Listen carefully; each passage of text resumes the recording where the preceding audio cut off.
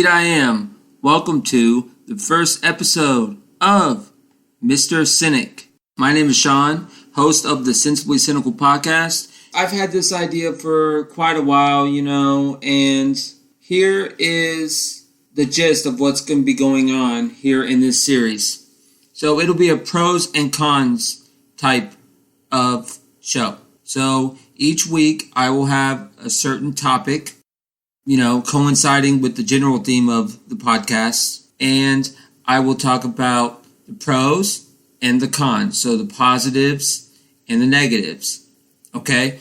And then I will pick a side toward the end of the episode. And then a few days after I post the episode, by the way, to a ton of podcatchers. We are on everything. Recently, we were just added to iHeartRadio, Amazon.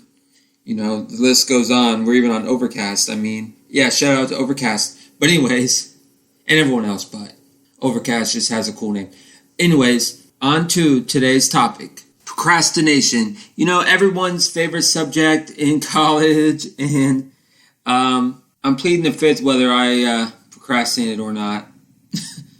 But anyways, according to Clarity Clinic, procrastination is the act of putting off something that needs to be done to a later time. In other words, procrastination occurs when there is something that needs to be accomplished and there is often a deadline for this task to be done. Yeah, sometimes a deadline's not required, so it's like, all right, well, I'll do this later. But other times it's like a huge report and people are just too lazy to go and dig up references. Or they know of the references, so they're like, all right, I already know what to do. I have this party to go to or whatever. And they wait until their friend coffee is ready to go the day before. And that's it. They just get it done. They spend like an all-nighter, I assume sober. But anyways, yeah, so I'm going to talk about the pros, aka the benefits of procrastination. I feel like there can be a lot of positivity when it comes to procrastination. It gets a bad rap. And one of the things is that people work a lot, right? So when you work a lot, you're focusing on bringing income.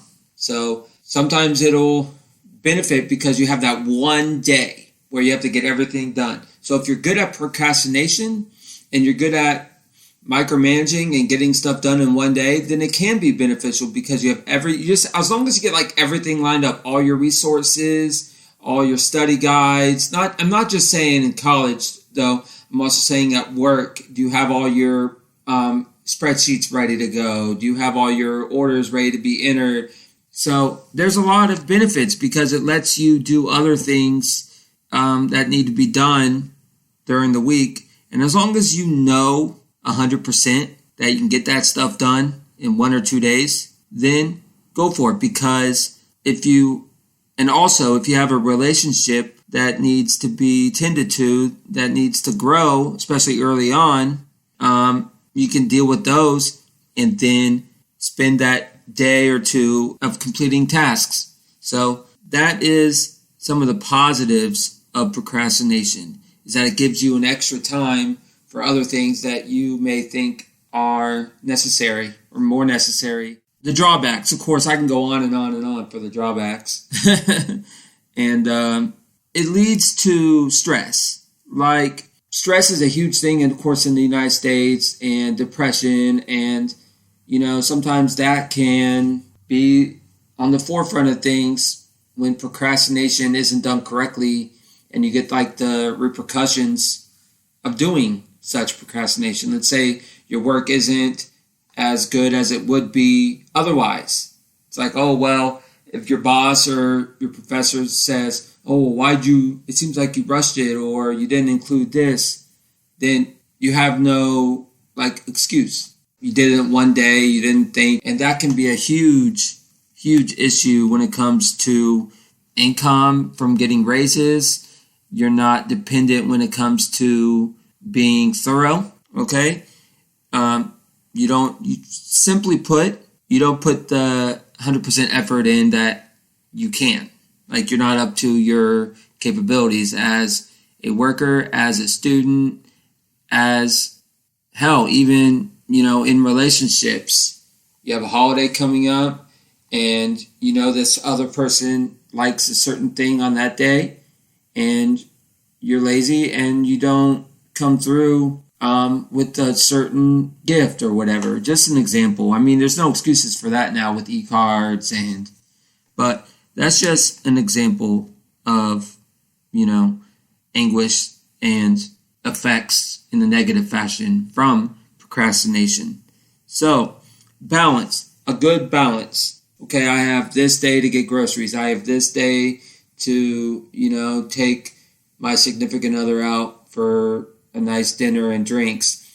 And then I have this day to get ready for this exam. I have this day to get ready for this big meeting with a client or big meeting with a boss. So to close out the first topic of Mr. Cynic, I'm going to pick my side.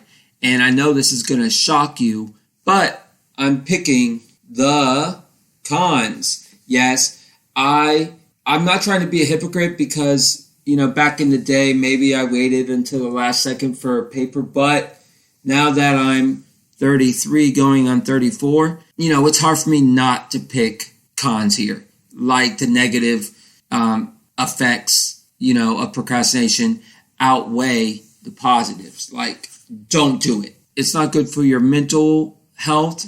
You're more susceptible to bad results. And the fact of the matter is, it doesn't look good. It's lazy. If someone finds out that you only put like a day or two into it when you had like 2 weeks, what's that say to your employer about trust moving forward? Like I said earlier, when it comes to maybe getting a raise or something.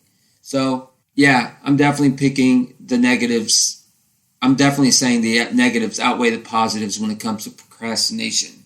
Okay, tell me what you think of the first episode of Mr. Cynic. The ones down the line will be much longer. I just wanted to come on here and explain what the format of the show is. I know I did an Insta Live and I explained it, but I just wanted to dive into the first topic. And really, this is just an example of the good stuff here on Mr. Cynic. I hope you liked the intro of the podcast. I tried to give it a cool effect.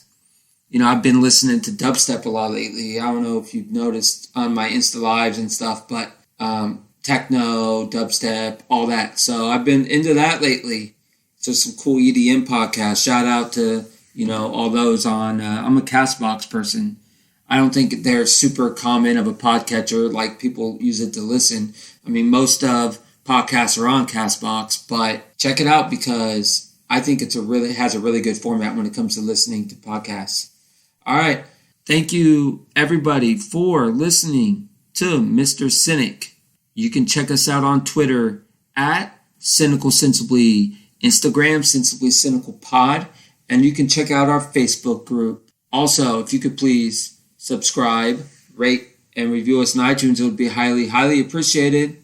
Let me know what you think of the format. Let me know what you think of Mr. Cynic, this episode.